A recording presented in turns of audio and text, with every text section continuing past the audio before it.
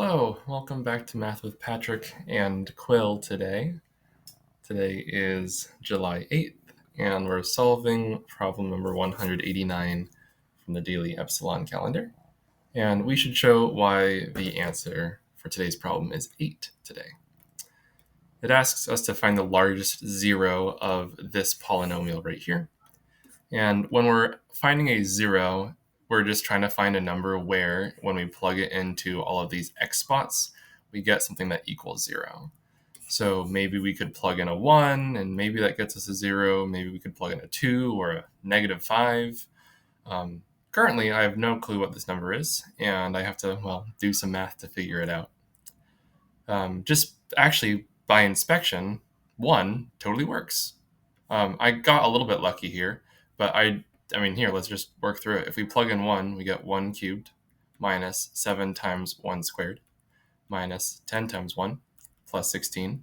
And then we're questioning if this equals 0 or not. And essentially plugging in the 1, all of these operations here don't really do much. So we get 1 minus 7 minus 10 plus 16. And then the positive numbers balance out the negative numbers. So that was kind of cool. Really lucky, honestly, that I found a 0 so quickly. So one of these zeros is 1. X equals 1. Now, because I have that information, I'm going to use it. I kind of want to revisit this kind of beginning process in a sec. But since I have this information that one of my zeros is 1, well, I want to use that now. And so we could imagine splitting this sum into a product. I would really like to be able to rewrite it where I have something times something, equals this. But since we're finding zeros, I'll still say equals 0. And I just saw that plugging in a 1 produces a 0. So since I have a 0, I know that I can rewrite this idea as a factor instead. A factor is just like a thing being multiplied. And I want to rewrite this, again, the sum, or I guess it's a difference. There's some subtraction in here. I want to write it as a product. So I can change the 0 into a factor by just doing x minus my 0. You could imagine plugging in the 1 right here. We would get 1 minus 1. Then I'll have 0 times something I don't really know yet. But it doesn't really matter what value this takes because 0 times anything is 0. So once we find a 0, being this number 1 right here, I know that I can write a factor, being this x minus 1. And now I want to figure out what's going to be in these, or this set of parentheses right here. Given that we have a cubic polynomial, it's degree 3, I know that this one right here should be degree 2. So I'm probably going to have an x squared term here, right? Because when I distribute these terms, the x times x squared will produce this x cubed. And at the end, I'm probably going to have a minus 16, I think, because once I multiply these constant terms together, the negative 1 needs to multiply by a negative 16 to produce this plus 16. So really, I'm just kind of left with this question of, do I add or subtract? And then how many x's do I put here? I'm not quite sure, and I think I'll actually just use polynomial long division for this. I could also use synthetic division too. Let's just do the kind of standard polynomial long division first and see what happens. Currently, I'm just trying to divide x minus 1 into the original polynomial. And here I'm just kind of going through general long division steps where normally you'd ask how many times does this fit into that? But it's a little bit strange to ask how many times an x minus 1 fits into x cubed. It doesn't really. So the best thing to ask is this term times what gives you this term. It'll just be x squared, and then I'll just kind of keep going through the polynomial long division process as usual.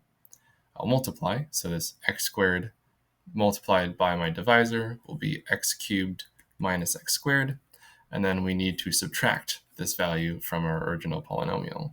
So ultimately, these first two terms cancel out, and I'll get a minus 6x squared. I'll drop down the next term.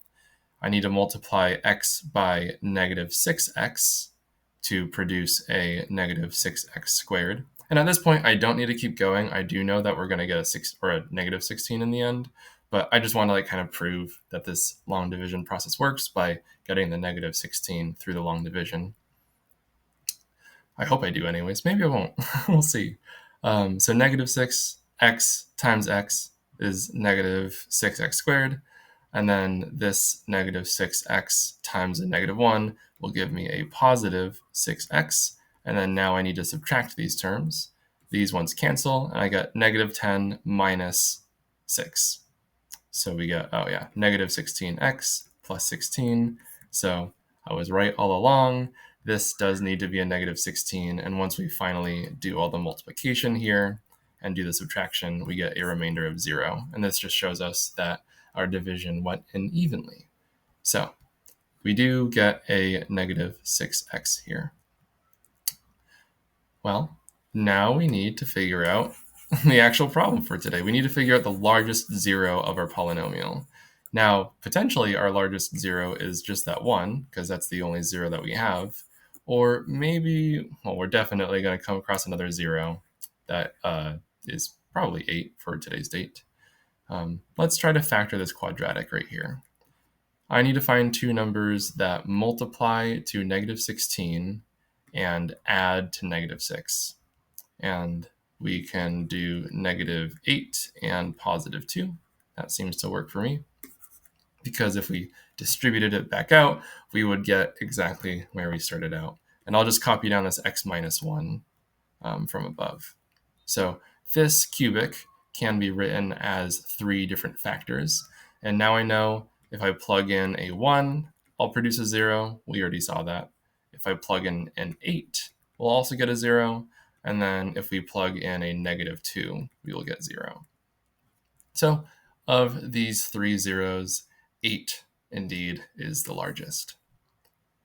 Now, we're all done. But there's actually 2 things I want to talk about. The first thing was like, how would I do this if I didn't get a lucky guess? And before I do that, actually, I just want to show that this indeed is a 0. Because I didn't actually prove it to myself yet. I didn't actually plug in this 8 and do all the arithmetic and figure out if I get 0 or not. So let's see if we can do that pretty quickly. 8 cubed is 64 times 8. I think that's 512. And then we're going to do minus 7 times 8 squared. So that's 7 times 64. Oh, so actually this right here is 8 64s minus 7 64s. And so we do just get 64 out of those first 2 terms. Then we're going to get minus 10 times 8. That's going to be minus 80. And then plus the 16 on the end. And I do know that the positive numbers here are going to perfectly cancel with the negative 1 there. Cool. So plugging in an 8 does actually prove to give a 0. So great. Just confirmed that. One more thought. How might we have found these numbers without getting kind of lucky at the start? There's something called the rational root theorem, where if you have a root or a 0, those are kind of synonymous. If you have a 0 and it happens to be rational, so like whole numbers are rational or most fractions are rational, if you happen to have a rational root, it is going to be from a finite set of numbers, and there's like a process that you can go through to figure out what they are. First, you multiply the leading coefficient. Actually, no, you don't. How do you do this? I think you find the factors of the last constant. So it could be 1, 2, 4, 8, or 16. And then you find the factors of the leading coefficient. And since it's blank, we can assume that we have a times 1 right here. And there aren't many factors of 1, it's just 1. And you kind of treat this as a whole bunch of fractions. So we could have 1 over 1, 2 over 1, 4 over 1, 8 over 1, or 16 over 1. And currently that over 1 doesn't really do much of anything. But say we had a 2 here, that would actually maybe suggest that we have a 1/2 as a potential root. Or maybe it's 1, or 2, or 4, or 8. But since our leading coefficient was a 1, this kind of divide by 1 doesn't really do much. And then the last thing that you got to do with this process is put a plus or minus on all of these different potential roots. And so using this kind of rational root theorem, the total list of numbers that I could look at, or that I only need to worry about looking at, are exactly right here. They're positive and negative 1, 2, 4, 8, and 16. And as you can tell, the ones that we did find are actually represented perfectly within this list. Of course, we didn't get like all of them, right? Like 4 didn't show up as a root, and that's okay. 16 didn't show up as a root, and that's okay. And I wanted to mention this strategy because had I not found this 1 at the start, I would have actually started with this 16. Maybe I would have just tried plugging in a positive 16 and seeing if I got a 0. And if that didn't work, then I'd move down to the 8. And had I plugged that in then, I would have gotten a 0 and found my answer. So guess and check in that direction also would have been pretty easy because it would have been just the second number to check. And of course, I'd start top down because I wanted to find the largest 0. So that would have been my method had I not found this 1 immediately, but I did. So I decided to switch gears. Ultimately, the answer is 8, and I'm done rambling about this problem. Thanks for watching. I'll see you tomorrow. Bye.